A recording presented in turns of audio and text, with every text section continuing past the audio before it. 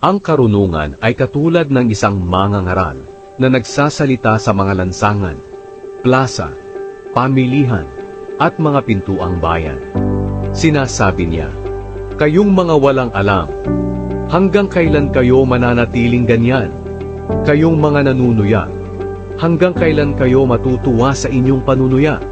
Kayong mga hangad, hanggang kailan ninyo tatanggihan ang karunungan? Pakinggan ninyo ang pagsaway ko sa inyo. Sasabihin ko sa inyo kung ano ang iniisip ko.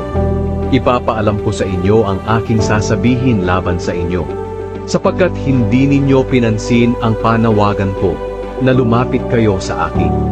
At binaliwala ninyo ang lahat ng payo ko at pagsaway. Pagtatawanan ko kayo kapag napahamak kayo.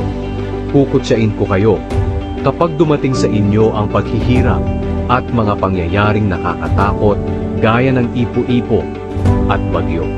Tatawag kayo sa akin, ngunit hindi ko kayo sasagutin. Hahanapin ninyo ako, ngunit hindi ninyo ako makikita. Dahil ayaw ninyo na tinuturuan kayo at wala kayong takot sa Panginoon. Tinanggihan ninyo ang mga payo ko, at minasama ang aking pagsaway sa inyo. Kaya aanihin ninyo ang bunga ng inyong mga ginagawa at pinaplanong masama.